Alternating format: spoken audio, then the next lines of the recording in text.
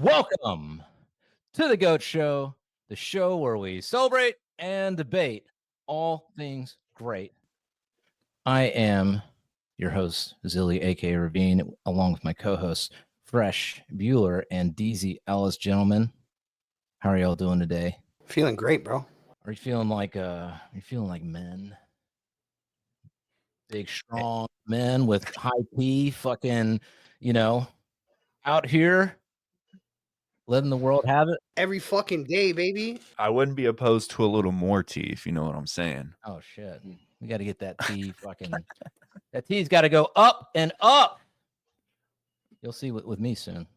You might just see me fucking neck roided out with like anyway. We have an amazing show today because we have a very special guest who will be interviewing shortly, who's going to tell us all about how to be a high status gentleman of leisure. But before we get to him, Fresh, what do the goats out there got to do? They gotta like, subscribe, hit the bell, drop a comment, and send it to everybody. Send it to everybody. Listen, especially if you are an incel simping dude who's lost all hope, in this game, you know what I'm saying? You know what game I'm talking about. If you're one of those guys, definitely watch today's episode. I think you're going to get a lot out of it.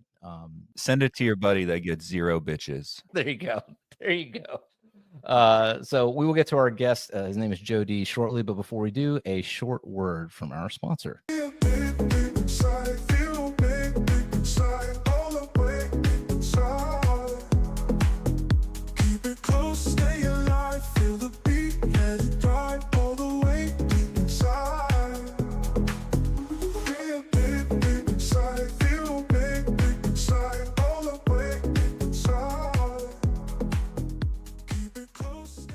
And we're back.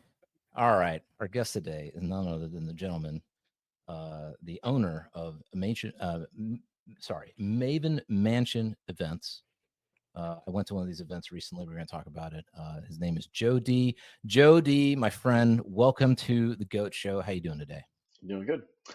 One minor correction. Maven Mansion events is just one of our other IGs. That's actually our guest list.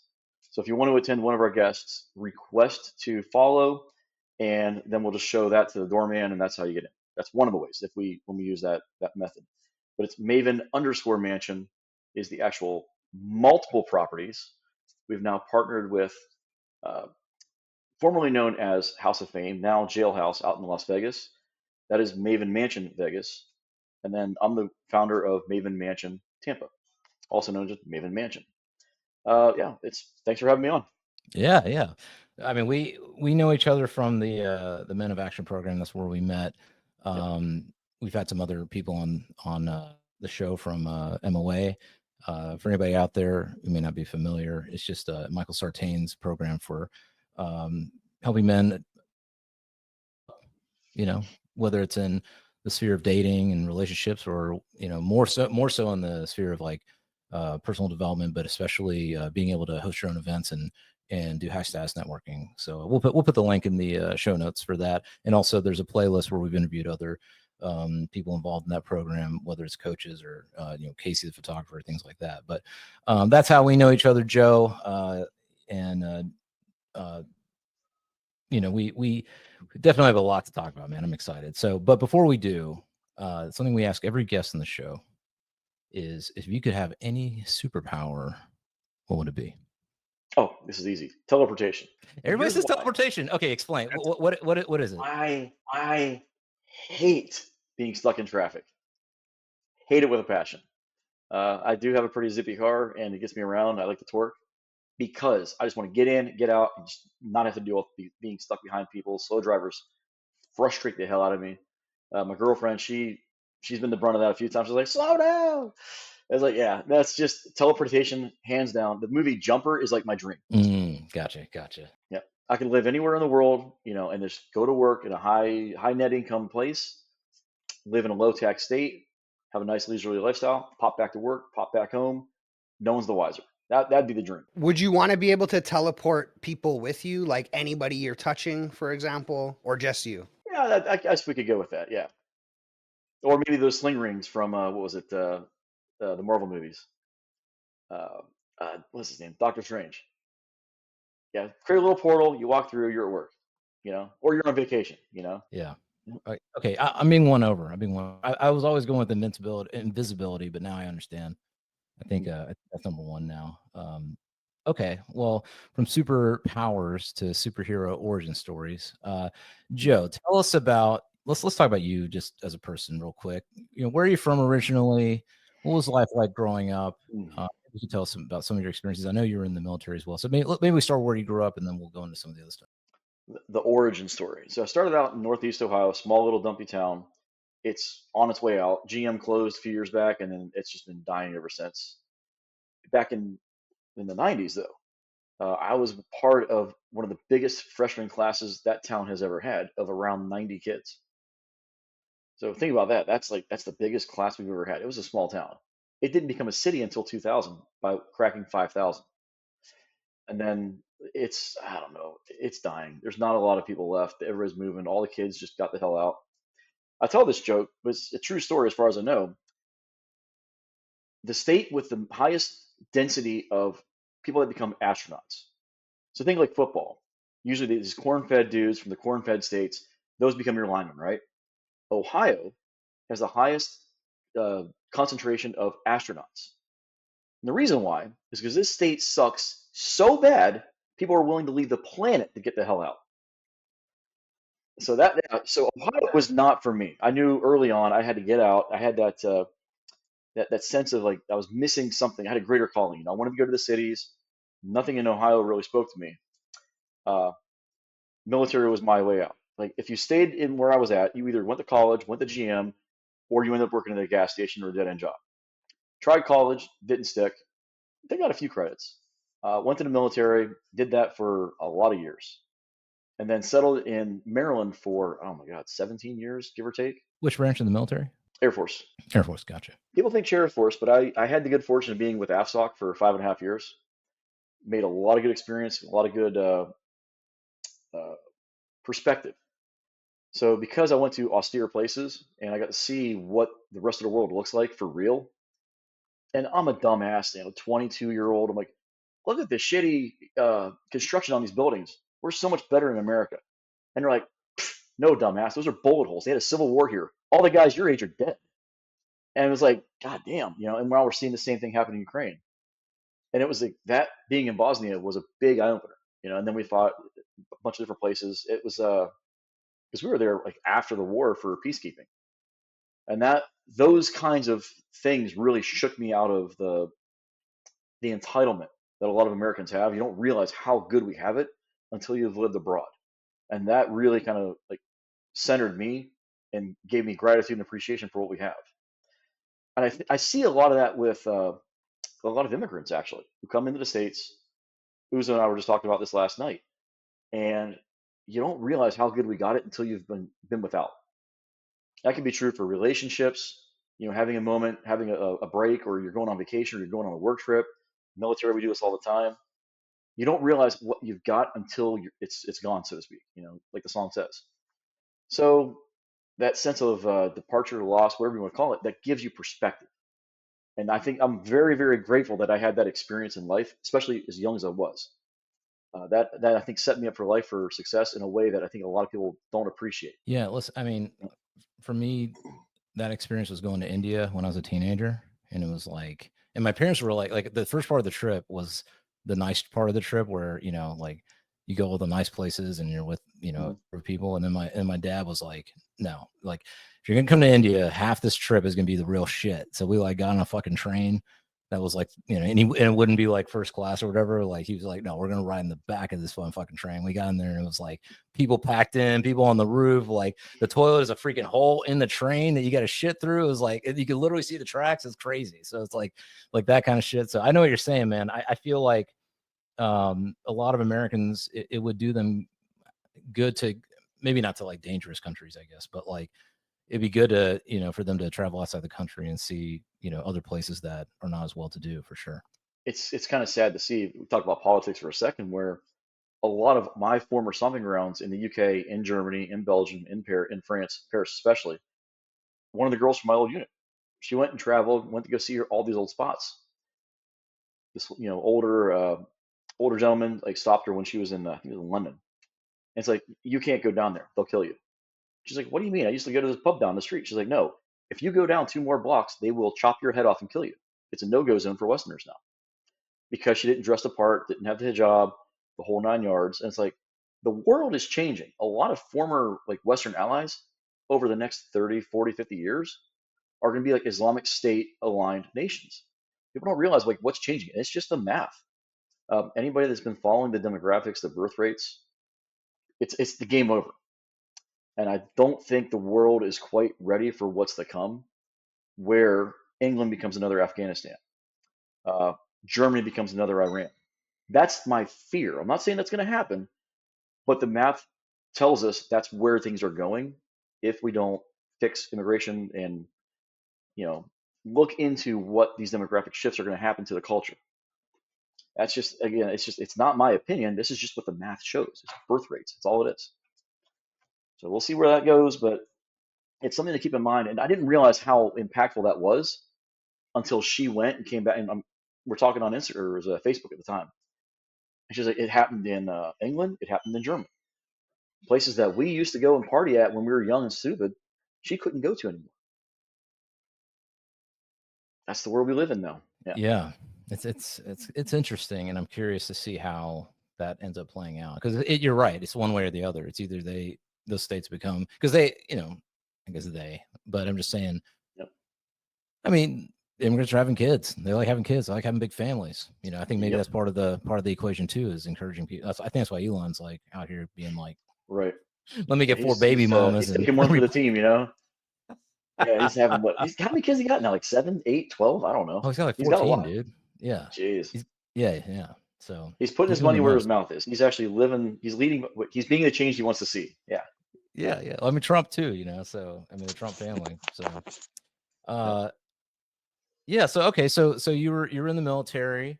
About what time did you, or I mean, what would you say be the next part of your story? Were you, how long were you in the military for, and then what did you kind of do after 8.5 you got out? active, about 14 overall between active and reserve. But the next, I think, big shift would have been like when I got divorced. And as a newly single guy, I'm like, well, shit, how do you break the ice? Well, Back in the when did you day, get married? And before we talk about oh, the I was divorce, like, when I did you get think married? 2003. We split in Okay. like 2007. The Okay. divorce wasn't finalized until early spring of 2013. So Maryland had some weird laws, man. You got to be separated for a year before you can file. Technically, you're supposed to file. And she moved back in, and we did that twice. It kept resetting the clock and pushing things back. Thankfully, they've gotten rid of that law, that requirement. But that's besides the point. Really, for me though, it was like because back in the day, my buddy, he was a great natural. He lined him up, I knocked him down. We were a good team, and we had a lot of fun. And then when he moved back to the States, I'm like, I don't know. So what do I do? And I kind of like fumbled around, ended up getting married, did okay.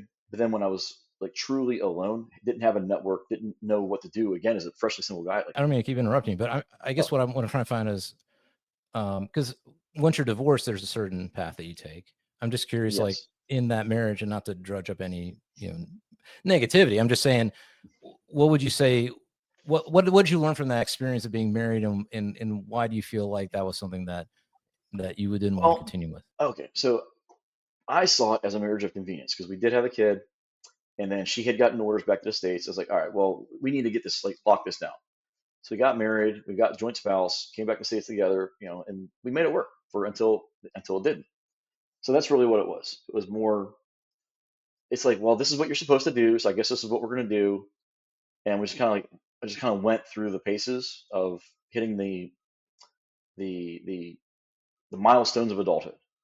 You get a job, you have a kid, or you get married, have a kid, get a house. Every one of those I hit, and then became single. And I'm like, well, now what? This is not the standard path that people are supposed to follow. What do you do? And this is right around '07. And I don't know if you guys know what was going on back then. So this is like the height of like the pickup artist stuff. So and I'm like just on. Like, I'm an IT guy, right, by trade. So I'm just like going on Google. How do you break the ice? I'm newly single. What do you do? Everything kept coming. All these forums kept coming back. Oh, go read the game. Go read the game. Fine, I read the game, and I'm like, this is dumb. But you know what? I'm an open mind. I'm gonna try it. And I'll see what happens. So I was going down to Virginia, 3 hours away for my reserve duty.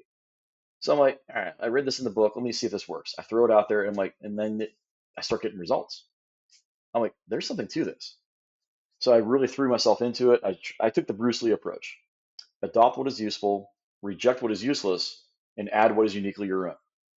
And I leveled up really quick, and got my footing, like, and started rebuilding my social skills.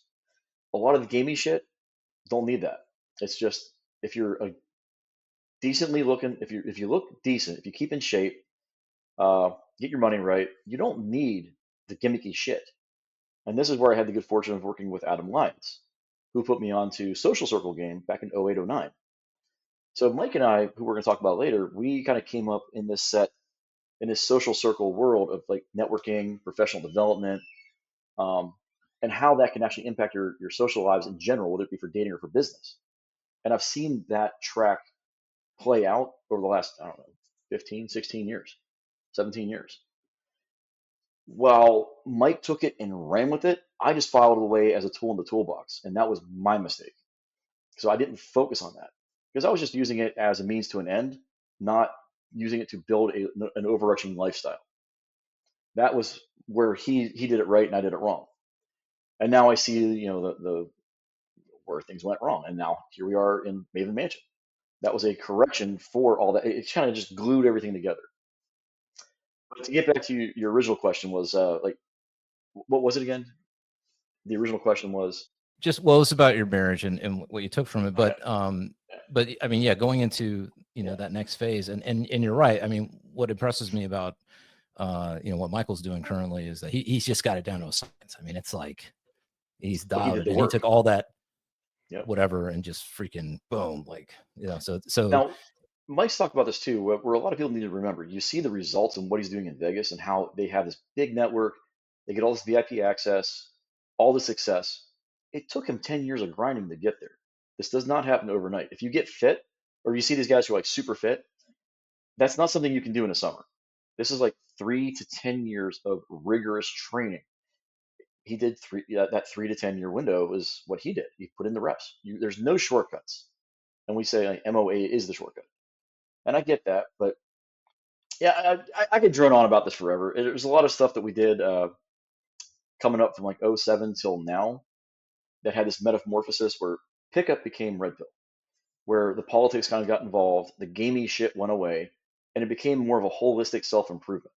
That's the parts of it that I like. And that's kind of like where RPU came from, the YouTube channel that we had. It's still out there. We had to move all those content to a new channel because we kept getting copyright strike because of the Patrice Emile stuff we were hosting. I curated it so it wouldn't get memory hold, and then that actually worked against us, so we had to relaunch it. And unfortunately, it just never really took off because we hit right at the height of the pandemic. So, matter of fact, we started the channel a month before Fresh and Fit. So yeah, they went the whole let's put girls in here, and then like, well, we kept it academic. Yeah, we took a clinical approach. Joe, there's so much. Let's backtrack a little bit because there's a lot of stuff there. So, okay, so the first thing that you're talking about with pickup, that was sort of my era as well. When I was in college, and you're right. Like I think what the transformation that's happening is this, and it's always been this way throughout history, which is that it was always social circle game. Like this idea that it's like they call it social circle game. It's like, yeah, it's called being a king and having a court and having people be in your court, right? Like we're talking about olden days and stuff like that. So I mean, it was always that way. It's always been who you know, your status, all that kind of shit. I think that the development is that now more people understand it. So it's a king with a court full of kings who's also in a court for other kings. You know what I'm saying? So like when you come to my place, you're in my kingdom, but we're all kings. Then I go to your place and we're all kings. And bro, it's that instead of before it was way less kings. It was one king and his court. I would say it's like before with the pickup stuff, and it's kind of like the jester trying to be a king. Right. There's a lot of faking it until you make it. The Neil Strauss pickup is I talked about this on the Tristan episode. I think it's super like you're not just manipulating people, you're also manipulating yourself. And I think that that's the worst part of it is like manipulating yourself into thinking you're this cool guy, you're doing all this cool stuff. Meanwhile, like you can't close a second date, bro, because they realize you're not who you claim to be. I have a thought on this. So a lot of that stuff was valid as training wheels because you need to gain confidence, and that's really what matters. But how do you get confidence but through positive reinforcement? If every time you got behind the steering wheel of a car, you crashed it, pretty soon you're like, I'm done. I'm never driving again. So you need to have that positive reinforcement. So as a tool set to get the skill, to get that confidence, to get that ball rolling, there's merits to it. There's a lot of that actually. That's where I see the value. But as far as like you're saying, yeah, you can't fake it till you make it. And we had a lot of guys back in that era who they did that. They never completed this holistic self-improvement process. And then 6 months into the relationship, their true self would shine through. Their insecurities would get the best of them. Those old habits start to manifest. The girls dip out, and then the guys, their social skills would have atrophied, and they're back to square one. That's my biggest complaint about that whole era of self-improvement, because a lot of guys didn't do it for self-improvement. They were using it as a silver bullet to get a result. They weren't using it to develop a skill set. There's a key difference there that I think a lot of people miss. This is where I like how things kind of transmuted. You know, it evolved. The whole thing, this whole scene evolved. Some of the companies held on to the old ways. Newer ones, you know, they adopted. And this is where, you know, the whole red pill kind of community came into place, where it's this overlapping Venn diagram of like pickup, men's rights, and like MGTOW, where you got all these like jaded guys who are just like they're frustrated, they want answers. Other guys who are into it for the politics, and then other guys who just like want the results. And then over time, that kind of like churned and it blended and it evolved. And now we have what we have today, where guys are now realizing, okay, this is not the same world my parents or grandparents grew up in. And this is one of the questions we were talking about later. Is like, well, what about marriage? Some of you are married. If I was to get married today, like, how would I go about that? As far as like for me personally, I'm not opposed to it, but I wouldn't get the state involved. Church marriage, sure, I don't have an issue with that. Legal marriage, because you're not just marrying your spouse, you're marrying the state.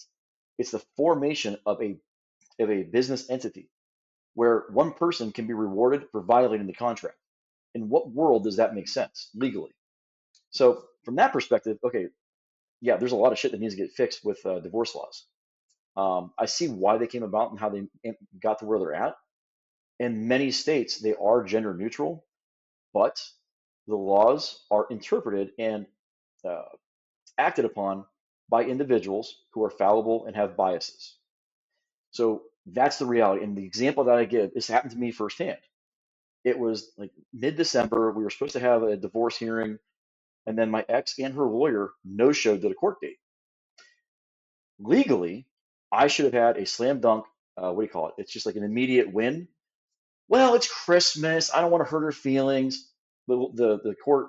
It wasn't a judge. It's the like the magistrate.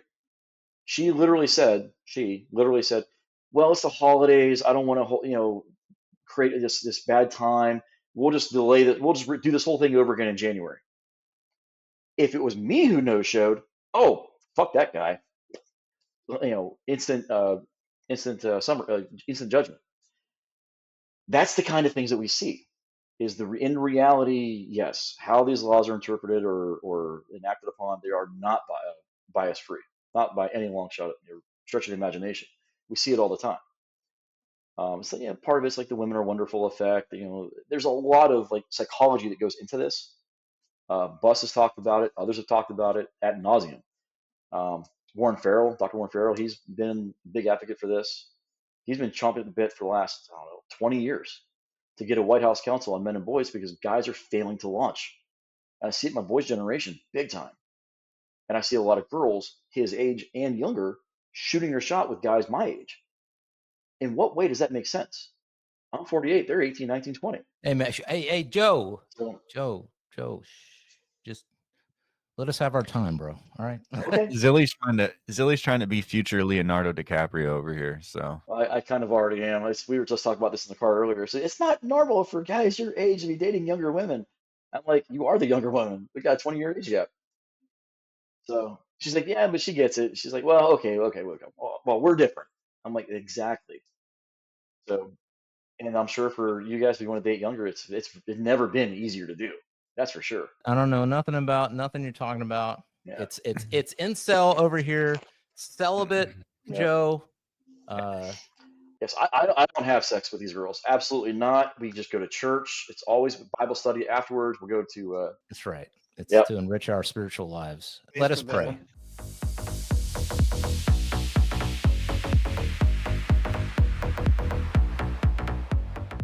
We had a bit of fun when you were here. Yeah, we kept everything above board. It was legit. It was a good event. We talk scripture. We well, okay. So let's okay, man. There's so much. So yeah, I agree with you. The world has transitioned out of just. I mean, I agree with you as well. Pickup can help you get confidence, but you can do what I did, which is drive Uber for 2 years. 9 to 5, and believe me, you'll meet every person you can possibly imagine, and you can. That's what I recommend people do if they're really shy and they can't even talk to a person. Like just start driving Uber while you can, before there's automation. All right, you only got about 3 years, guys. So get an Uber and drive for 2 years and talk to everybody in the car. You'll get pretty good with conversation. But put your kids in like some combat sports or something too, dude. Like you need to when they're growing up, they need to have some like actionable confrontation that they have to problem solve to figure out themselves, like and have like the idea of consequence for that and figure that all out themselves. Even if that's just football or wrestling or boxing, it doesn't matter. Some kind of hands-on sport, I think, helps really build confidence. Some sort of physicality. Did you guys see this TED Talk? He's I think a Shaolin monk, and he was talking about how depression, and particularly in men, but I think this applies to everybody. Once upon a time, we did not have the depression rates we had today, even though we had to struggle a lot harder. And the reason why is we had to fill our time just to survive. So now we have so much free time, so much softness in society that now people are getting in their heads, and this depression is manifesting as a result of that. If you stay busy, if you stay physical, what do we say if guys got depression? Oh, your girl cheated on you? Hit the gym. And now we actually have scientific, like academic research that is now supporting this. Go to the gym, stay physical, stay fit, and you're going to have a better mental health. It's like, I forget the actual author. Traditionalism, I'm going to paraphrase him. Traditionalism is the solution to problems we forgot we had as a society. That's one of them. So stay busy, stay active. And now it's actually more geared towards, I'm going to get in trouble for this, probably get canceled, towards women having high body counts. So in my generation, if you ever ask a girl, like, how many people have you been with? Do you know what the answer almost always was? like 3 or 4, right? 3. What did they say? Like, and I'm sure if you guys ask any women that above millennial and older, they're probably going to say the same thing. Millennials now, they just don't give a shit. The world's changed. But what happened was, somebody posted this in one of the subreddits too, and I saw this and I went through a mountain of research over the last 45 years. There's been something like 20, 25 studies on this topic. Do you know what all the research concluded? If you want a wife and a mother to your children, what should her partner count be? No more than 3 lifetime sexual partners. Isn't that funny how all of this research and then what people naturally said coincides? Yeah, I don't think that's a coincidence. This, again, traditionalism, a solution to problems we forgot we had as a society. And I just found it interesting. Now, don't get me wrong. If you don't plan on having kids, if you don't plan on getting married, doesn't matter.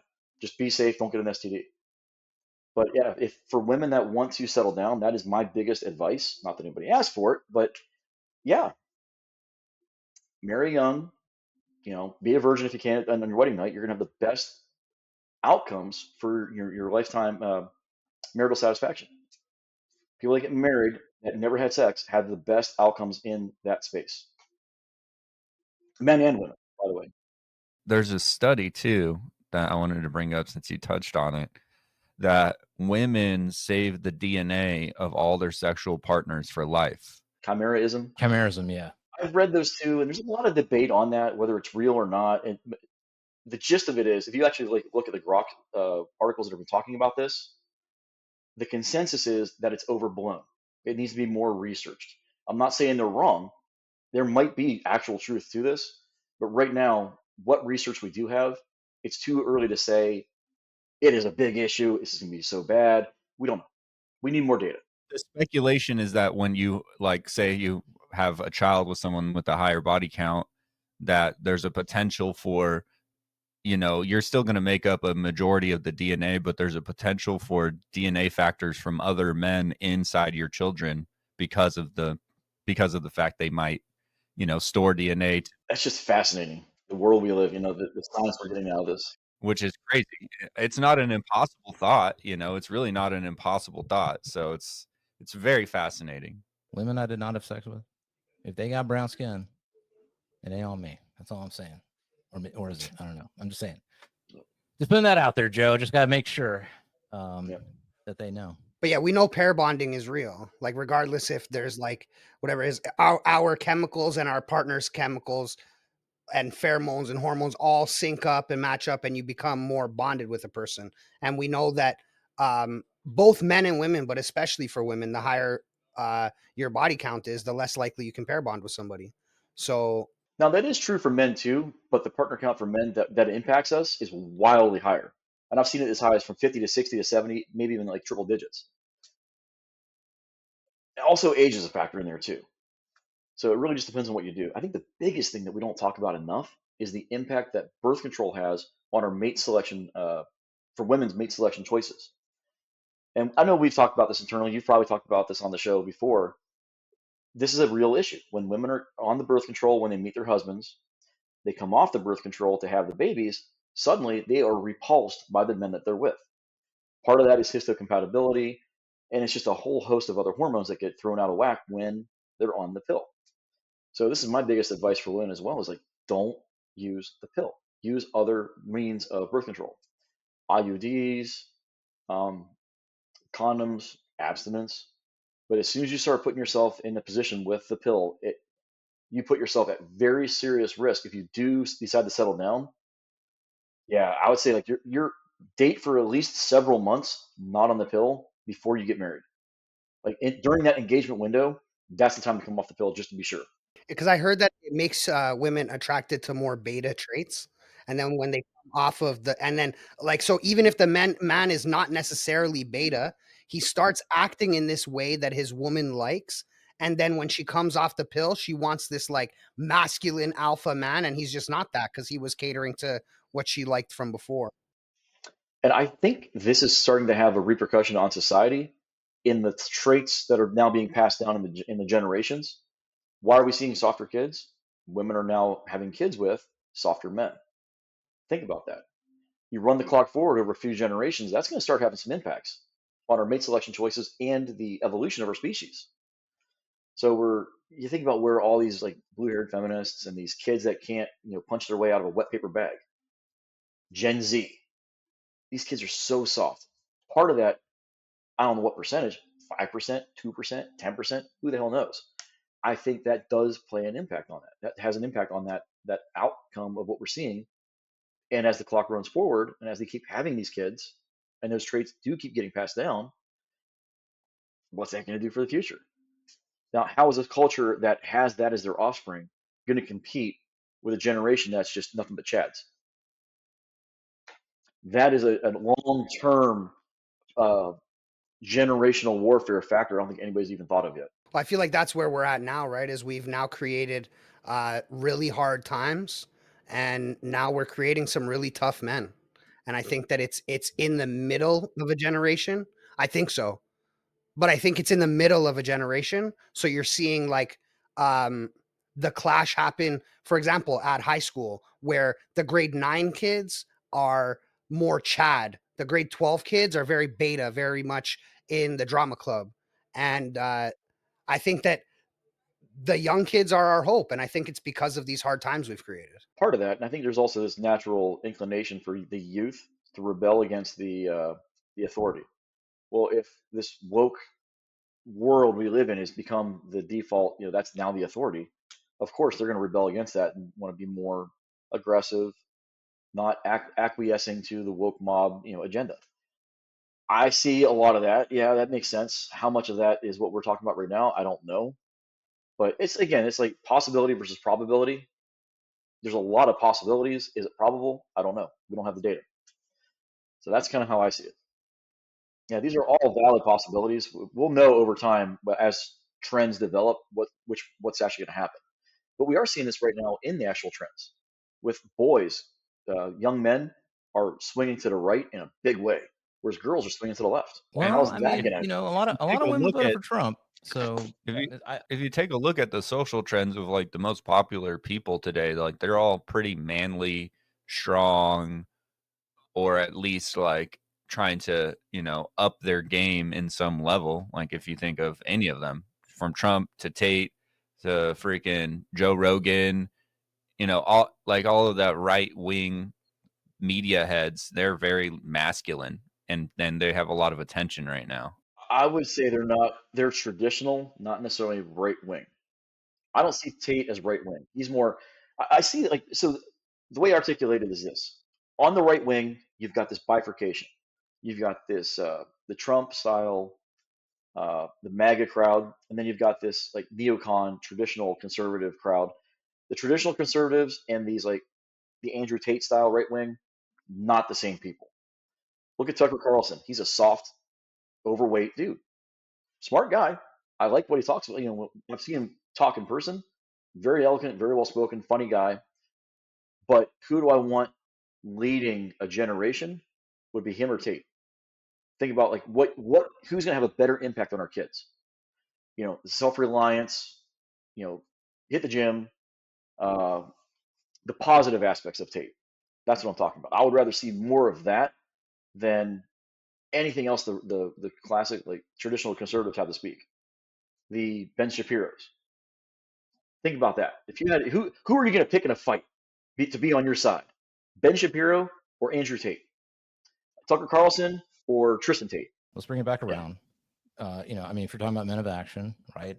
The program's called Men of Action, as Right. it's not called Men of, as Michael likes to say. It's a program about taking action, doing certain things, actually improving your life. Don't pretend to be something, be that thing. Yeah. So I want to bring it back to that because and I want to lead into what you're doing with Maven Mansion. So when did you first decide that you wanted to get into high status networking? That whole idea, like when was that one of the things that you said, okay, I want to dedicate my time, my energy, and my focus on this? 09. But again, I didn't really see it through. It was like, this is a really good idea. There's a lot to this. I didn't see the full scope and benefits until more recently in 2022, 23.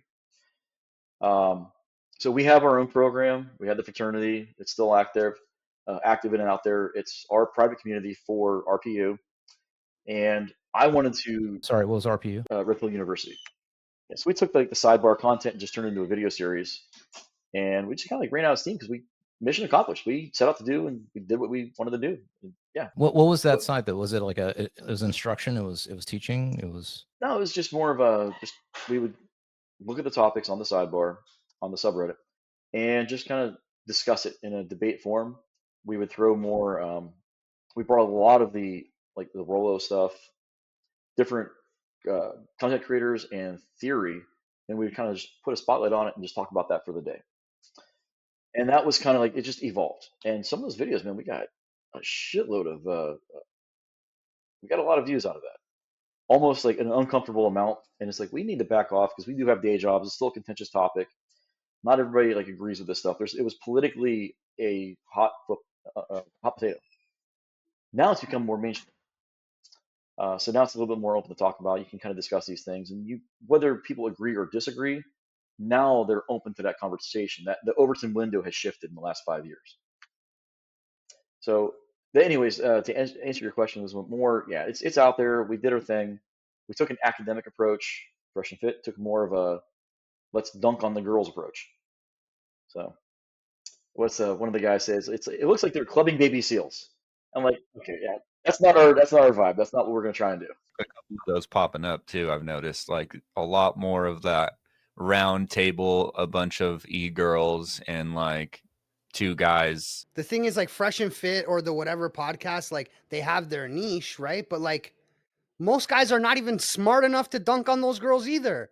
Like, so you got a bunch of guys with 85 IQ sitting around with a bunch of girls with 85 IQ trying to dunk on each other, and all of them sound like fucking idiots, right? Like, I don't know. At least the whatever podcasts and stuff, they at least present intelligence.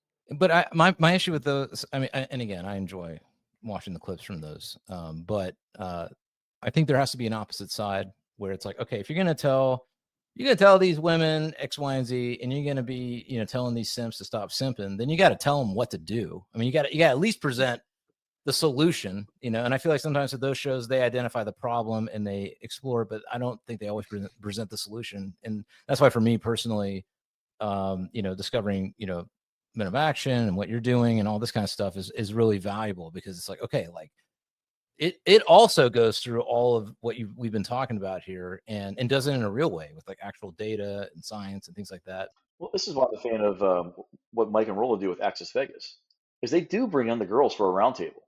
They do kind of dunk on them a little bit, but in a respectful way, because they're all friends. At the end of the day, they're all going to go to dinner afterwards. They're all going to be friends. It's just that's their crew, and I respect that a lot more than just clubbing baby seals. It doesn't make sense to bring on, I mean, even still with like Fresh and Fit or whatever, as entertaining as it is, it doesn't make sense to bring on like people who can't understand the concept of the conversation you're having to then have this conversation. You can't grasp if you can't grasp the main point, then like you're saying, it's clubbing baby seals over the head with information that they're not even going to access ever. One of my favorite quotes is, by definition, you cannot reason with somebody who is being unreasonable. So another one of my favorites is, on a scale of 1 to 10, people are stupid. You think so? You think so? Or do we just have low expectations in this society, Joe? We just got to bring back, those third grade report cards or whatever from 1920, where they were asking all kinds of, college level questions. We just got to raise the bar, man. We got to elevate the status. How are we going to do it, Joe? How do we elevate status, especially for us men? All right. So this is where it's a combination of what I've learned from Mike, from Adam, from life experience. More recently with Maven Mansion. You got to build your team. You got to have your tribe. MOA is great. I highly recommend everybody check it out. I got into that system to audit it for my own community. Like, can I recommend people to go to this or not? And I do. It's a good system. It fills in a lot of the blanks that a lot of guys are going to miss in their life skill set, especially for those that were raised by single mothers. If you lack a positive male role model in your life, this is one of those programs that will help. This is what our fraternity is. We will help you. And it's giving that male mentorship that a lot of guys lack, especially these ones coming up today that in broken homes. But as far as like social circle status, things of that nature, high status networking, it's the high status networking that I like the most with Mike's program. It's got a high it's got a high price point to get in. So those that do get in, this is almost like an Ivy League fraternity. To go to an Ivy League school, you got to be really smart and have a lot of connections or a lot of money. Those are good people to network with. We might argue about the methodology of how these colleges screen. Doesn't matter. Once you're in, the people that you're going to rub elbows with are going to be the movers and shakers that you want to get access to. And it's been good for us. We've actually met you. We've met a lot of guys in this network. It was through that network that we were able to found Maven Mansion. We did that after a photo shoot, February of last year. We had a great time. That photo shoot was better than most parties I've ever been to. We had like 20, 25 models, like a half dozen or a dozen photographers. I think like 5 organizers. And it was a blast. We had DJs. Everybody had a good time. We learned some painful lessons out of that. You do not want to mix like OnlyFans models and fashion models. They are like oil and water, cats and dogs. They do not get along. Well, we didn't know. We didn't know what we were doing at the time. So we just kind of did an all-call, huge thing, like just spammed out everybody doing the marketing techniques that we learned in the program. So just for anybody who may be watching, so part of the way that you can network better, elevate your status, et cetera, is that you can host your own events. And especially if you're a man, I mean, the Men of Action program is for men, I'm assuming mostly. So part of that is hosting events. One of the things you can do is you can host photo shoots, you can host charity events. There's all kinds of things that you can do. For those that don't know, I have experience and background in this. I was already doing photography workshops through meetup.com. So we just kind of like let's just rejigger what we were doing, and we turned it into a giant photo shoot, and we had a lot of fun. So it was more of an experiment to see what would happen if we did this using the marketing techniques that we've learned over the last year or 6 or whatever, however long that was. And then me and a couple of the other guys were like, this was a lot of fun. We should do this more often. We met some interesting people. The other organizers, they were nice. They were great connections to make that we probably would not have made if it wasn't for what we were doing. So like, well, let's just double down and just do it again, but we'll do it better. And so we started workshopping ideas. And it's like, why don't we make our own organization? And then we actually had a really good mentor. I'm not going to say his name. This guy is very wealthy, very well connected. He's like, if you want to be taken seriously and if you want to do this the right way, become a charity. Right? Okay, done. We'll put the paperwork in. We did. We became a valid 501c3. We're based out of Florida. We don't pay state income tax or sales tax on anything, really. Just show the guys your form.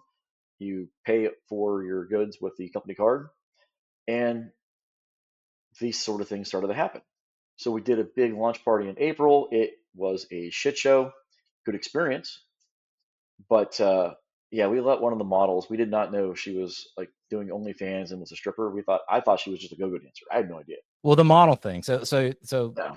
One thing people don't realize is that, okay, you may do a photo shoot. It could be, whatever. You have a bunch of models, swimsuit, whatever, but there's different levels to models. Like there's the OnlyFans model, there's the just a pure swim. So can you explain that and why you were saying before that you got to be careful about when you do these types of events, who you mix together for the event?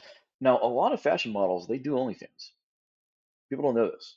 Some of the biggest ones in our region, anyways, they all kind of do it in a slide, but they don't talk about it. They don't advertise it. When your attractiveness is at a certain point, the algorithm does all the advertising for you. They just kind of sit back and just take a check. But the way I would articulate it is that there's like OnlyFans models, strippers, fashion models. There is some overlap in that Venn diagram, but for the most part, they stay in their little cliques. So every once in a while, like when you do an event, you start bringing them together. They don't get along. Like, and usually it's not always, but often the fashion models will look down their nose at the OnlyFans girls. That's what I've experienced. That's what I've seen. I'm not saying they all do it. I'm just giving you the benefit of my experience. That's what we've had encountered. And again, not all of them are like that. Take with that information and do with it what you will. Well, I mean, a lot of the higher end events that are out there that are hosted, they will not accept you if they realize that you have an OnlyFans account. Like they want you to be. I've seen it. Like, Yeah, it's like fashion model specific. Yep. So and I mean, it goes beyond that. It's like tattoo. If you have tattoos, yep, you can't get into the event. It just depends on the brand and what they're looking for. Everybody's got their own look that they want to have, and that's fine. They're entitled to that. It's their brand.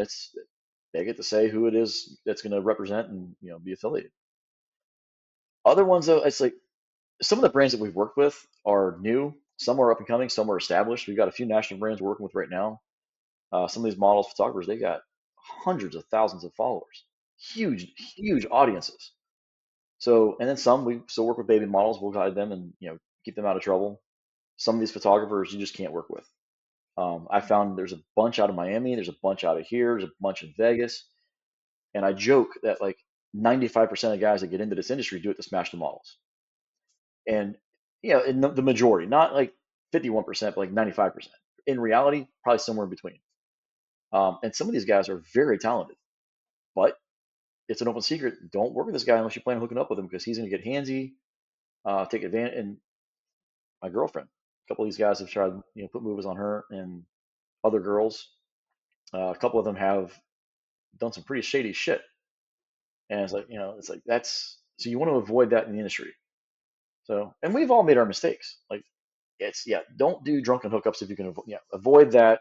That's just not a good thing. That's just like, When I was in the military, that was just like what it was. You just, okay, we're at the club, you have a drunken hookup. And then here we are in a post Me Too world. Now there's these new tools, there's new shaming, there's new technology, there's a new what's the word? Again, the Overton window has shifted, but in a different way, and it's actually gotten worse. So now people look down upon the like the drunken hookups. Back in the day, it was like, okay, that's just what it was. I'll give you an example. In England, like 68% of women can't have sex unless they're drunk. They get so much social anxiety, they won't do it. They got to have a couple of drinks before they'll loosen up enough to like allow themselves to get laid. And this is like 10 years ago. So who knows what it is today? Have you gentlemen watched Sex and the City? Yeah, a long time ago. I feel like that kind of just overall, my wife watches it. That's why I'm bringing it up. But it kind of details that overall transition. And even during the time that this show was showing, like you said, you know, drinking and hooking up with somebody was like a commonplace thing. You went out to the bar, you met somebody, you were both drunk, and then your life moved on, or you met them again. It's kind of how things used to be. Well, now the social shaming is starting. I don't know why it's coming back, but we're starting to see more of it. And I think it's because guys are now swinging right. And now girls are starting to become sensitive to that. And then women have always been sensitive to social shaming. So one of the girls we hooked up, drunken hookup, but she did it in front of 4 people, and I didn't know at the time she was cheating on her boyfriend. So it was like, oh shit. So when I found all that out, I'm like, oh fuck, here we go. And then I hit her up the next day, and I'm like, are we good? What's going on here? She's like, no, it was a great time. Like, I'll see you next month. And I later found out she actually told the boyfriend she cheated, and that was the last I ever saw or heard from her. But she talks shit about me all the time. It's like, it's because I'm the bad guy because now she cheated. Make that make sense. That's her way of saving face. I get it. I don't blame her. The boyfriend put her on, from what I understand, put her on in no contact with us. So I ended up in a Facebook group chat with her, and like she lost her shit and got me kicked out. I was like, whatever. Could have been an adult about it, just talk. But yeah, she's not the. I don't think she's one of the brightest. She's a few fries short of Happy Meal, we'll say. I didn't know that at the time. Well, I think the reason the shaming is making such a comeback is because, I mean, you can't pull an elastic without it snapping back. So, like, it got so far to where, like, it was like there's no such thing as shame. Normalize this, normalize that, normalize everything. That, like, now when you snap it back, it's going really far right now. And it'll come back. The Overton window will shift back to a little more center, I think, where people won't really give a shit what other people are doing for the most part. But I think we're in for it right now with the shaming. Well, you just jogged my memory about something too, about the snapping. I was so fucking drunk that day. Like my memory's shot. People that were there that saw it told me about like what happened. Like she actually we were sitting here and she shoved the other girl out of my arms, jumped up on me, started making out with me, and grabbed my dick. I'm like, I had no idea. I was so drunk, I had no memory. But they saw it, so they told me. And like afterwards, like her friend was like, "Were you guys drunk?" And I was like, "Yeah." She's like, "Oh, okay, it's okay then." And then my other friend, he's like, "Are you okay?" I'm like, "I guess." It's like, yeah, it's just from my military experience, it's normal. It's no big deal. But for women, oh boy, you can't be doing that because then the social shaming and the judgment. So obviously the guy got to be wrong because you're a good girl. You would never do that. It's bullshit. It's just the way. So much of it though now is the social shaming is turned up to 11 now because of social media, and your reputation on social media. I imagine that what you want to do with Maven Mansion, at least from our conversations, is you want to create it's almost like a content house, right? Essentially, that this is a way to create content, but then it's also a way to then use that to network and be able to do more events and bigger events and grow your network of people that are not just women, but also successful professionals and stuff like that. So right, principally it's an event space and content house. Don't think OnlyFans. It's more photo shoots, music videos. Well, like when I was there, it was for bikini brand or swimsuit brand, D-Love, shout out D-Love. Yeah. It was for a brand to be able to do a photo shoot there, right? Yeah. So they were actually, it was a casting call for their reality TV show. Oh, right. So, and then, yeah, so we had a bunch of models come in that were interested in his brand. We were just kind of evaluating, like, do they look right in bikinis? And then what about the dresses? Because we're going to go out into town. They're going to film lifestyle content. So do they look right in his actual, like, evening wear? And then do they have the right personality, the right vibe? Are they going to be good for TV based content? What's their personality like? That's what they were evaluating. Because yeah, sure, a girl can be pretty, but does she have personality? You know, and some of these girls don't. Simple as that. It's just like anything else in life. You know, you're gonna have a bell curve, and people are gonna fall different points on that. So we had to bring in a bunch of people and just kind of see what happens. And two of them were huge standouts. Um, so yeah, they'll be getting invited back. They're gonna do more events like that down in Miami. They'll be back here eventually. It was fun. It was a good experience. Yeah, I didn't have any complaints. Nobody really had any complaints except for one of the girls didn't really understand, like, the cameras never stop. So like after the bikinis went away, we're still doing lifestyle. We're still evaluating. That process just kept on going. And so she was like, "Well, why are we still recording?" It's like, no, you're in the show now. This is the sizzle reel. We're now recording for the show.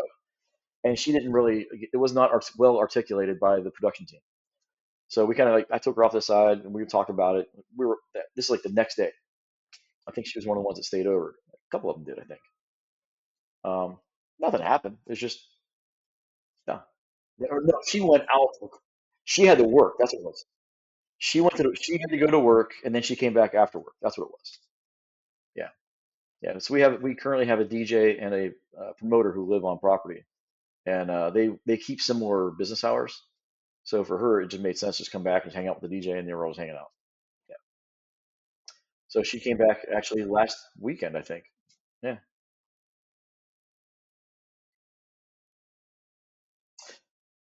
All right. So the property sits. You were here what, a couple weeks ago. The property sits on about 1 acre, about 2 miles from the water. We have roughly 5,200 square feet, 6 bed, 5.5 bath.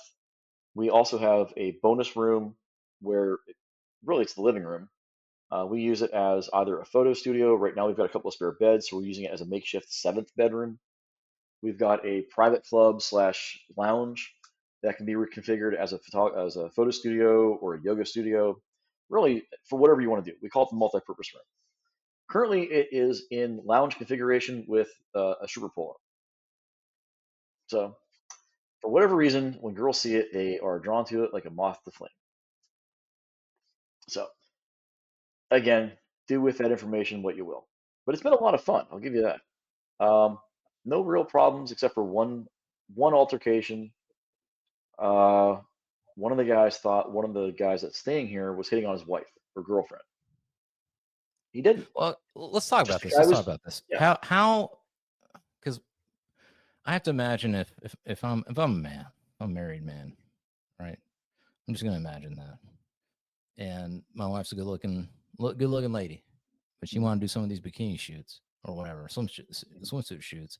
I have to imagine. I mean, do you ever feel like you just shouldn't play with fire? That you should just focus on models who, I don't know. I mean, how do you even navigate that? Because I can just So imagine a guy might even be like, "Yeah, yeah. babe, go shoot these things and build your portfolio and blah blah blah," and then after the fact they get insecure, they get or maybe something really does happen, and then it becomes this disaster. Like, I mean, how do you even account for that, deal with that, avoid that?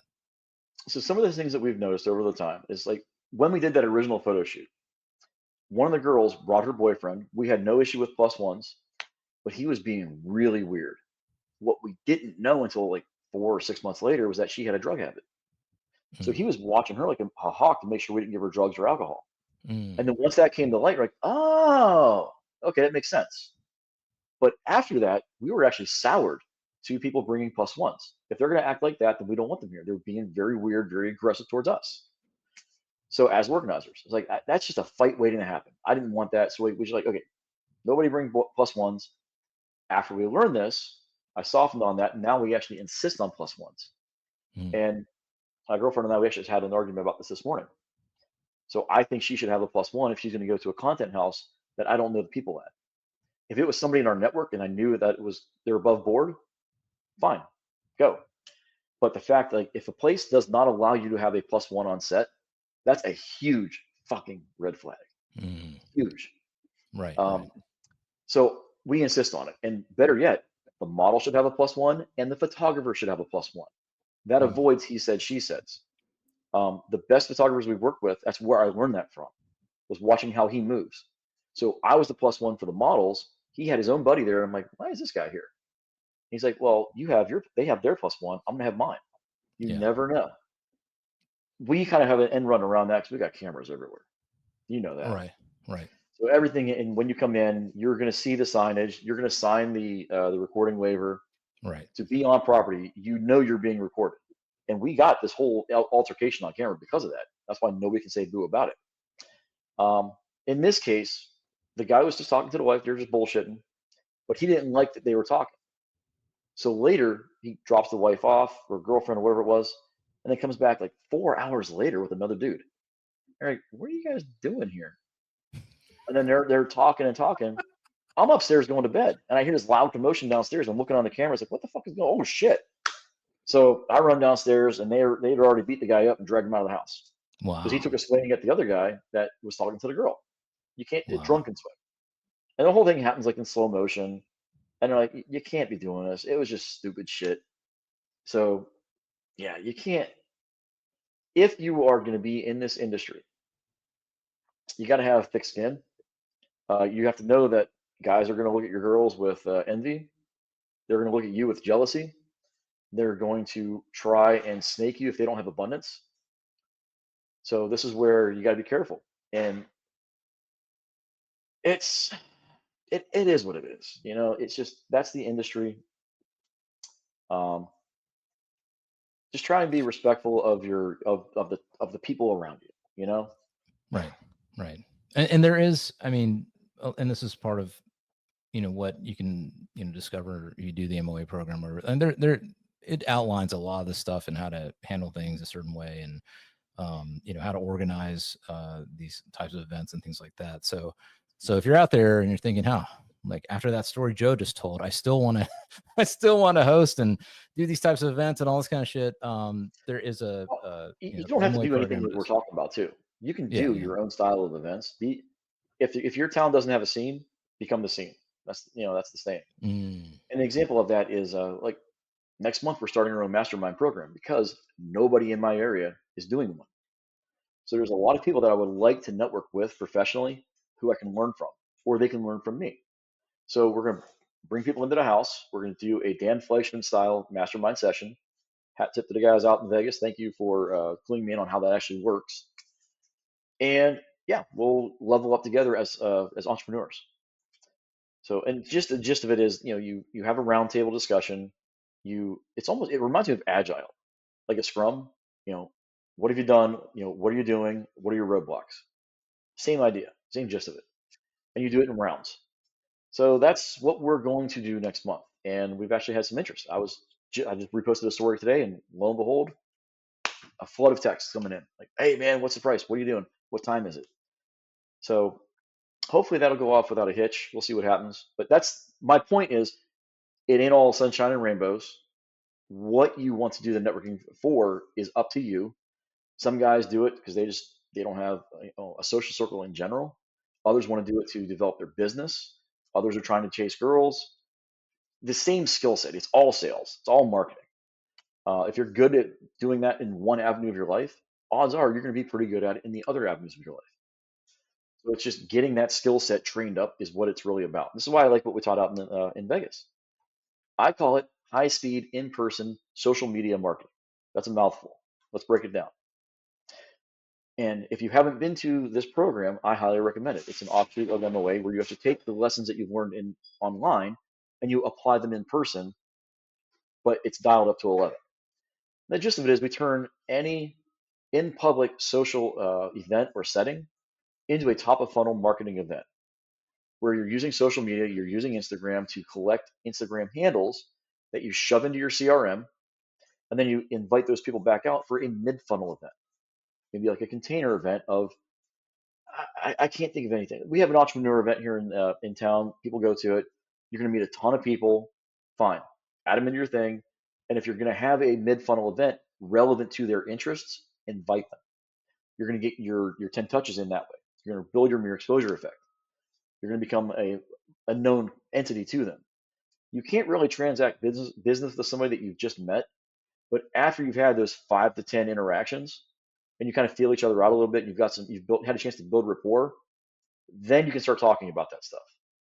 So that's the gist of it: is you top of funnel, you neck down the mid funnel, and then down at the bottom of the funnel, that's where the sale happens. Maybe that's you engage in a date. Maybe that's where you engage in business. Maybe it's online as an actual sales funnel and you convert into a sale. It's the same process, but we're leveraging social media as the mechanism with a very polished, very stylish Instagram relevant to your interest and needs.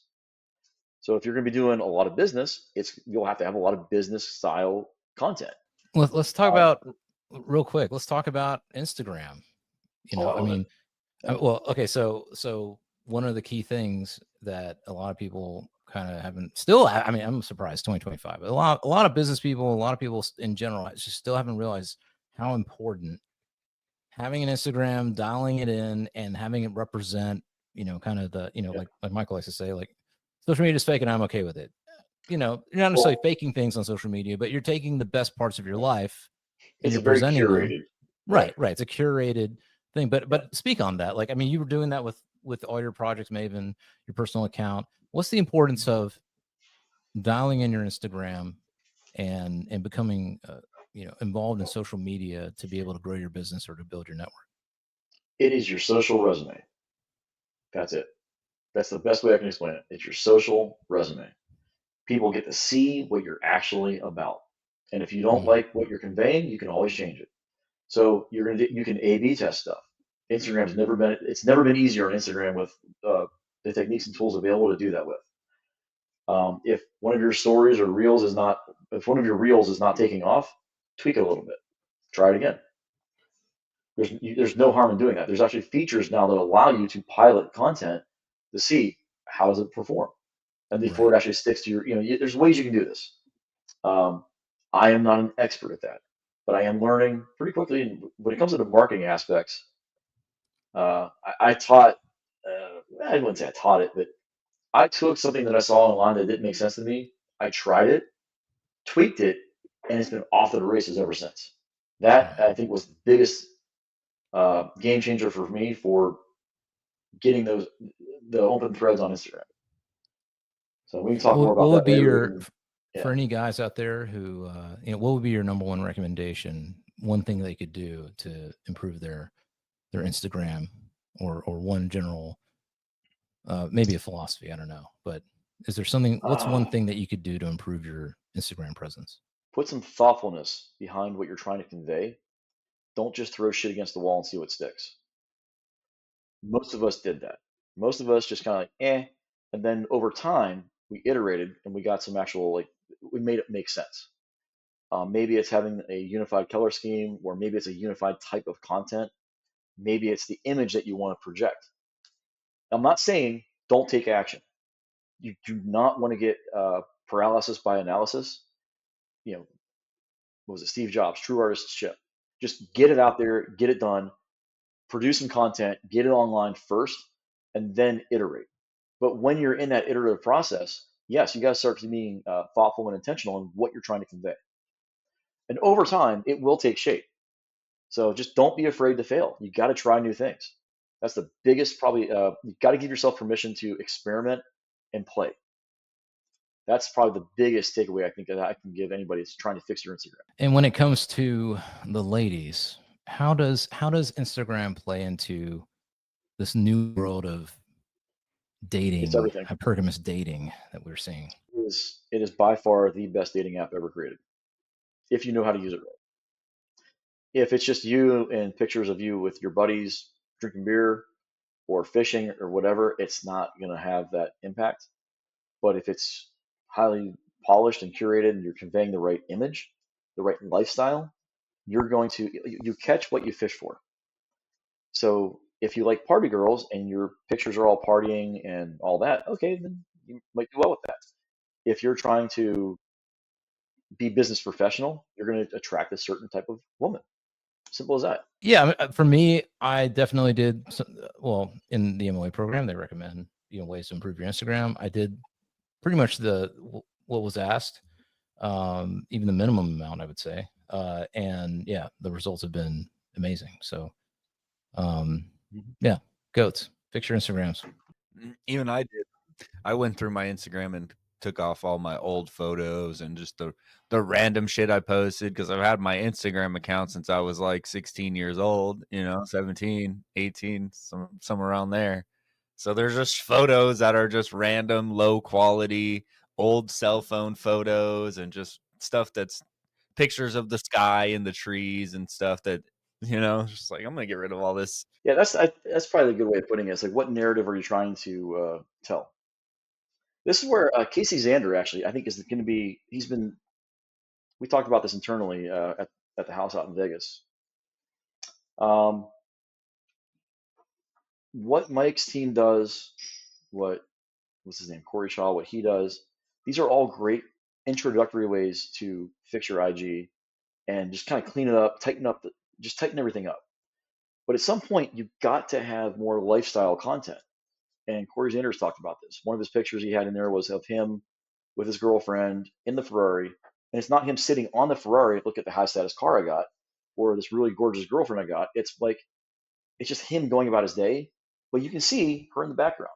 You can see the steering wheel has the Ferrari logo on it. But really the feature is him living his life. He's the feature in that. That kind of featured lifestyle content is the next evolution of what we're doing. You're going to start seeing more and more of that popping up on people's grids.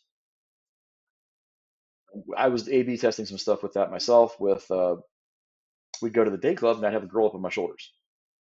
Yeah.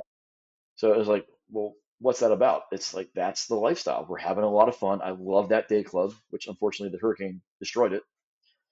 So that was I just like going to that venue. We're all having fun as a team. That was what it was all about. So that was one of the things that I tried.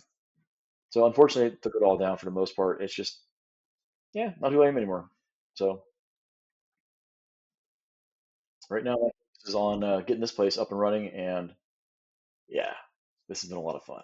I definitely had a good time there, and it was a lot of fun. And so I'm looking forward to seeing what kind of events you do in the future. And Yep, we got an event on the 19th. We are going to be doing this as a charity event for the local Humane Society. We'll have some models walking the runway with little puppies as an adoption event, again, for the Humane Society, and as a charity fundraiser. So, yeah. Cool. That sounds great to me. Cool. I want to ask you a few things, man, maybe about the world at large before we get on out of here. Are you optimistic, man, about the future? Do you feel like, yes, is America lost, or are we back, baby? We are back, but it is tentative. Will it stick around, or will it revert back to the trend that we were going on before? Don't know. I am optimistic that it can stick around, but a lot's going to have to change. A lot. And I think we are seeing a lot of political change with USAID turning out to be just a huge funding of all this left-wing craziness. And now that money's gone, okay, well, it's going to be a little bit of time before that can all start back up again. After Trump, if he leaves and they turn his agency back on, it could come back. But now we're starting to see like where the money was going.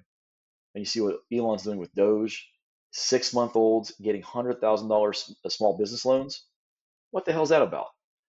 So, I mean, it's not every 6-month-old, but you get the idea. Like, where's all this money going? Now that we're finally looking into it and auditing the government, it's like, holy shit, there's a lot of stupid shit, and there's a lot of political bias in that. So yeah, I think exposing that, stopping that, is going to save us a lot of money. But what's that going to do for the future? Who knows? After they're all gone, I can see it very quickly all starting back up again. So we got a lot of Trumps, though, man. We got a lot of Trumps out there. Possibly. Possible. So who knows? Maybe there'll be more family running, or we'll see. Well, I think it goes back. We're seeing this pendulum swift back there, swing back to the right, but it's going to be a generational thing. We run on roughly like the concept of the fourth turning. It's a 200-year cycle, and then inside that are 40-year cycles, if I remember correctly.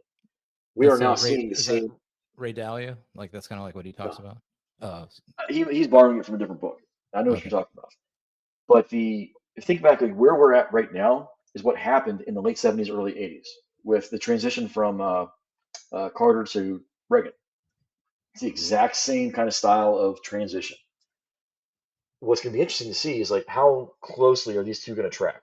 And I think the bellwether is going to be inflation. Right now it's coming down. Will it spike back up again like it did in the mid 80s or early 80s? I don't know. Hopefully it doesn't. Right. If it does, I am positioned to benefit from it. And if it doesn't, I'm positioned to benefit from it. So that's right. Yeah, I'll be trading neutral for the most part over the next few years. What I foresee happening is one of two things. They're going to print so for those that don't know, do you guys understand what a zombie company is?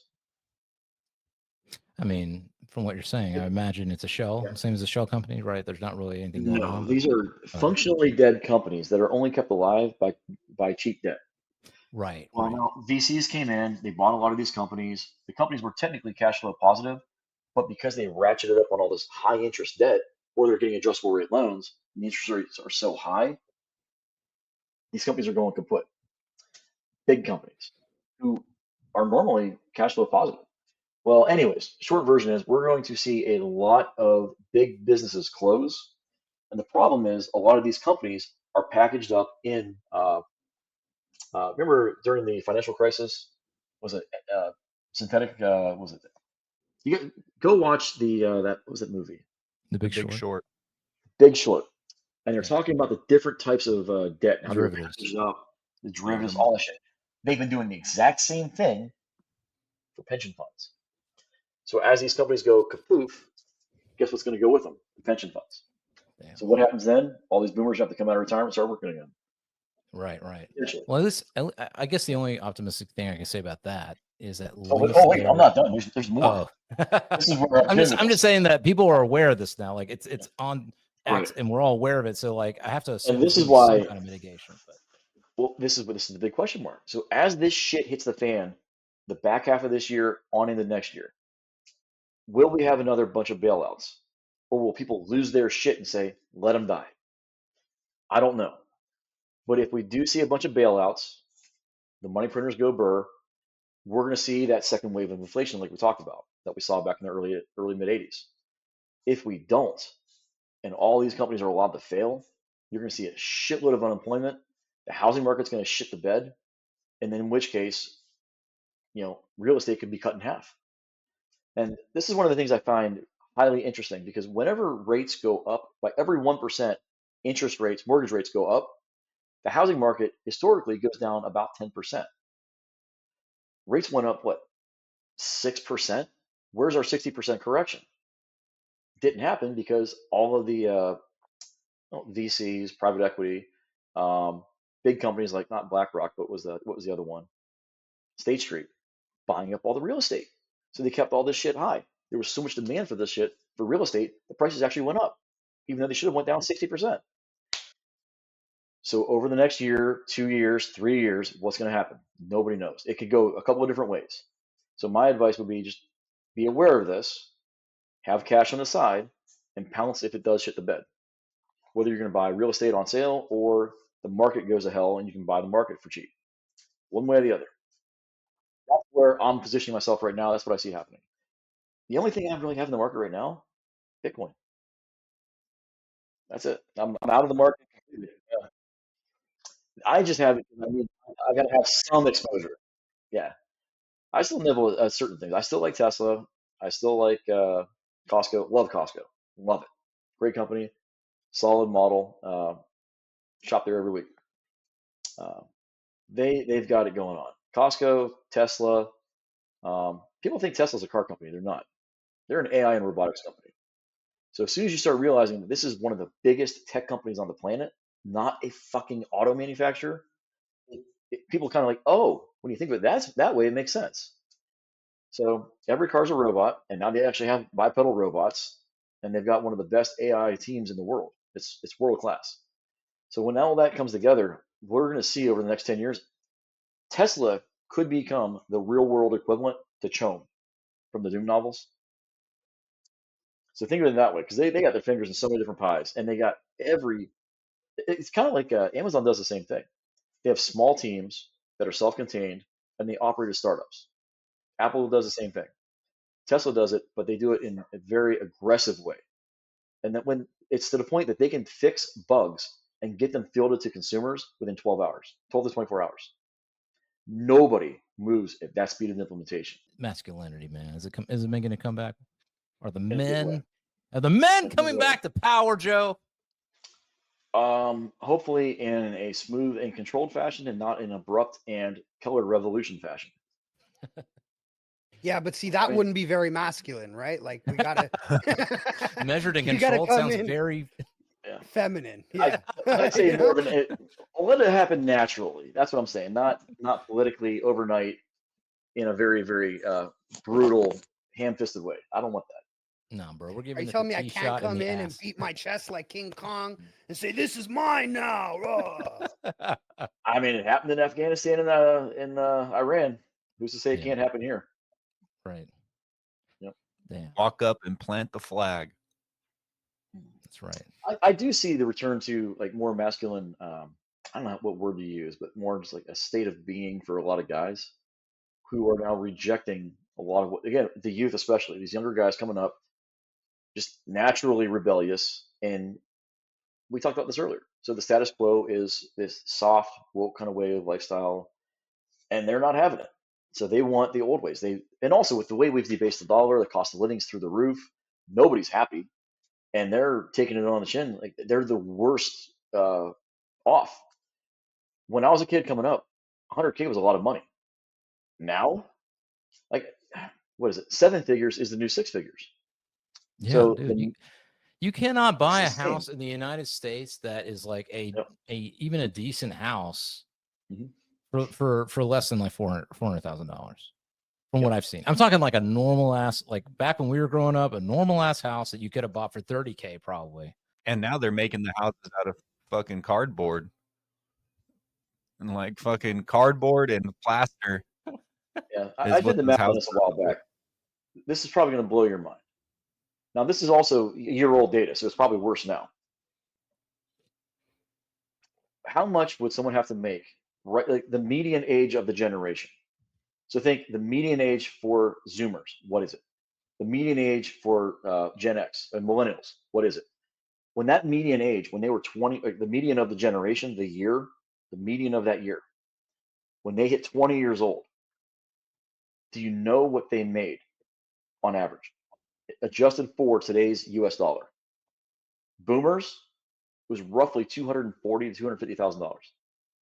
And that was like normal ass jobs, right? Like Yes. we're not So talking like my dad getting out of high school and he went off to Vietnam, comes back, 20, 22 years old, goes to work for GM. The median income for someone in the median age of his generation was making roughly the equivalent of $250,000 today. Silent generation, it was over $600,000. Yeah. So imagine you're just out of high school and you're making the equivalent of 600K today. How good life would be. That's what the silent generation. 250 for boomers. I didn't bother after the rest because I was so pissed off. Yeah. That's the effect of 100 years of debasing the currency on average 2.2% year over year. So how they say compounding interest is the 7th wonder of the world, 8th wonder of the world. What's that say for inflation? It's a controlled demolition of the currency. Yeah. And then once we got off the gold standard in 71, it just took off like a rocket and got even worse. Yeah. So when people wonder where a lot of the inflation came from in the late 70s, early 80s, it's because we left the gold standard. It was allowed to just that the inflation was allowed to run unchecked.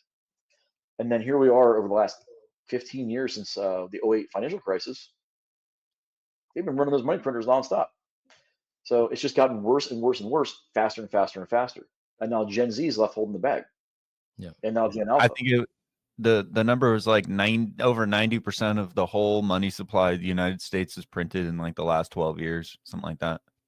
No, it's less time than that. It's like the last 5 years. Probably, yeah. Oh, I was just 5, 6 throwing years. a thought out there. It's I know it's something over along those lines. 90% in like Yep. the last period of time, that which is insane. We haven't even felt the inflation effects of that, really, if we think about it. Like things have inflated, but not by 9 times, you know.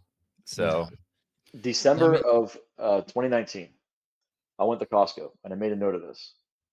Those 35 packs of Coke Zero were $9.99. Do you know what they are now? $20. 19 and some change. Wow. Basically doubled in price in 5 years. And that's just sugar water. Yep. And Coke held their prices. They held them down for quite a while. So Yeah. you look at what happened with pretty much everything's doubled in price in like the last 5, 6 years. Yeah, dude. Why It's did crazy. housing prices go up? All this money pouring in. Yeah. So this is where it all comes from. And you're right. We probably haven't felt the full effect of this just yet. It's gonna Hell get no, worse. man. No, it's getting way worse. But this is why I like what they're doing with the government, is if they can get cut the government spending, get rid of the deficit, raise GDP, functionally there will be no inflation. So if we just cruise neutral for a while and let this shit unwind, I think we'll be okay. But if we can't do that, if they start printing at a very, very disproportionate rate and we can't handle, like we can't absorb it, or worse, BRICS takes off and we're not getting this money taken out of the U.S. currency, out of the U.S. system, then we got to reduce our spending by that much. You guys know what I'm talking about, right? With BRICS. Yeah. I know. Yeah. Oh yeah. Oh no. We've talked For the audience. We've explored this. Okay. I mean, So my opinion though always is the way we're always saved from all the bullshit is technology. So let Elon do what he needs to do. All right. Even Sam Altman. I know. I said it, but listen, we're gonna Ghibli the world. Let these guys, make the AIs. Okay, let them make the robots. Then we'll have, the I'm hoping that the cost of creating goods will vastly decrease. And then hey, listen, want to throw a little UBI in the mix? Throw a little UBI, get some of these humans, into the transition. I'm not, philosophically for it, but hey, if that's what we got to do to get people not to riot in the streets and blow up more Tesla factories, then let's go ahead, Andrew Yang, with the UBI. All right, I know he watches. So, Elon's actually talked about this. At some point, he believes it will be necessary because of the automation. ChatGPT, the LLMs, they're automating away a lot of the knowledge workers. Cisco kind of already did this with my entry level stuff that I used to do 20 years ago, 25 years ago, through some of their products, where I used to go and take a laptop with a console cable and go program a router or switch, put it out like distant end. Now you don't do that. It's all software defined networking. You install a physical device and then it phones home and pulls its configuration. Not all the products do that, but a lot of that is. Well, the kids that needed that entry level knowledge to program those devices, gone. 10 years from now, there'll be a Tesla robot doing that for you, or some other company. Slaps it in the rack, screw, and then the whole thing phones home and it configures itself. That automation. So right now we're seeing the head space, the brain power is getting automated through these LLMs. Over the next 10 to 20 years, the physical labor is going to start getting replaced. And I talked about this somewhere else. We were just kind of bullshitting about this. We are fast approaching the world of WALL-E. Think about that. All the humans, they're just, be bopping around, fat as hell. They're big gulps. The robots are doing all the work. But how they got to that stage where the world became over-cluttered with trash is where we're at right now. We're heading into. Yeah, which is idiocracy, right? Sort of. My question is, what happens when we have an abundance of labor? When you got robots taking away all the jobs, what do you do? I'll tell you what. I'll tell you what, Joe. Everybody's gonna have a Maven Mansion. Hopefully. So I'm gonna toast you for that. You're leading the way. I think we're gonna have to mosey on out of here. But cheers to you, good sir. Well, do you guys have any questions or thoughts about where to find? So we talked about this before. If you're in the Tampa Bay region or Las Vegas, we have both properties. If you want to do content here, I would be happy to talk about it. Just hit me up on Instagram, Maven_Mansion. You can find me at RealJoeDee, Real Joe D. But yeah, Pure Space, we got Airbnb units here. Be happy to have you guys out for an event. And if you have any events that you wish to host here, that's the key thing. Is like we are a content and event space. Um, we've been having a lot of fun. We've been pretty successful at it so far, both here and in Vegas. I don't want to speak for the Mikey's teams out there. They have their own director of operations. They are independent from us, but we can very easily slide people over to them if they want to pay and do an event. But yeah, it's been a lot of fun. You guys were here. You know how it went. But do you have any feedback for me? Is what I was going to ask. Do you have any feedback for me now that you've been here? Honestly, and I really mean this. It was great. I felt like everything was accounted for. I felt like it was very professional. You know, I know on the show we talked about, you know, all these shady people and stuff, but honestly, I mean, it was really well run. As far as I could tell, the models were comfortable. No, there was no negative vibes, no shitty behavior from anybody who was there. And so, yeah, I would 100% anybody who's watching, and we'll put all your information in the description and show notes. But anybody who is looking to host an event, I would not even just Tampa, maybe in Florida. I mean, I might even say that hosting something there may be better than hosting something at some overly priced, super expensive Miami thing where they treat you shitty, you know. But from my experience there, being there, you were super professional. Everybody's professional. Everything's clear cut. There's nobody trying to pull a fast one on anyone. It was a very welcoming atmosphere. You know, it was very accommodating. We had, you know, good food and you know, I don't know, it was a good vibe, man. I had a lot of fun, and you know, and probably in the show there'll be clips of, you know, different things. And if you're, you know, a model or you're looking to participate in a photo shoot, I guess they could also reach out to you too as well, Joe. Like I would 100% recommend you to them in terms of like if they want to get content for their socials or their portfolio or whatever. It was a really cool professional environment and a lot of fun, and the house is beautiful, man. And you're doing and you're like doing it yourself too, which I loved. Like you're building the backdrops, you're building the sets, the actual home itself is like you like doing all this stuff. So it's cool. It's a vibe, man. I'm really impressed, honestly. Like I was like, okay, Thank you. this is giving me some ideas. Like I got to step up my game. I got to figure out what I'm doing with my space. It has been a labor of love, and it's been an experience. Um, yeah, that's right there. It's like we talked about this before with like the models. We highly recommend they have plus ones. Bring them out. We learned why that's necessary, both for the photographers and for the models. You don't want any he said she said situations. There's one going on right now behind the scenes we're dealing with. It's like people are stupid. I mean, it's gonna happen. I feel like there's always gonna be something. I mean, you know, Yeah. no matter if Well, you. we'll talk I felt about like this everything was afterwards, great man. that day. Nobody. Oh yeah. That day, nobody's complaining. Nobody's upset. Nobody felt like anything. I Yeah. did not sense any discomfort from anybody. Anybody who needed anything, somebody was there to help them do what they needed. So I don't know. Just if there's any drama, it's certainly not on your behalf, in my opinion. So that's just my Thank you. take on it. But Mhm. but yeah, okay. Well, listen, Joe, you are a goat. Again, cheers. Thank you for coming on the show, Thank you. brother. And Thank you for yeah, having if me. anybody out there, any goats out there in Vegas or Tampa area, or you know, in those general areas, Nevada or Florida, if you're looking for a great place to host a photo shoot, if you're a brand, you want to do some kind of photo shoot, I would recommend hitting Yeah, up we Joe. love our brands. We Yep. love bringing them in. We've got a pretty robust network of models, both large and small, all access, all inclusive, Mhm. and yeah, it's like let's level up together. Yep, definitely.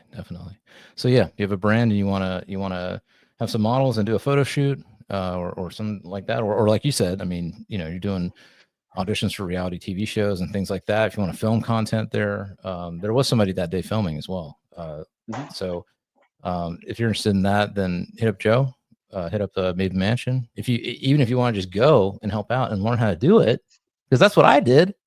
I went and I just learned a bunch of stuff, you know, and I just helped, you know, whatever you needed. I helped out and learned a ton. So if that's something you're interested in, you know, maybe reach out to Joe. You can figure something out. But otherwise, I would just say, you know, check Joe out and listen to what this man says. He knows a lot about all kinds of things.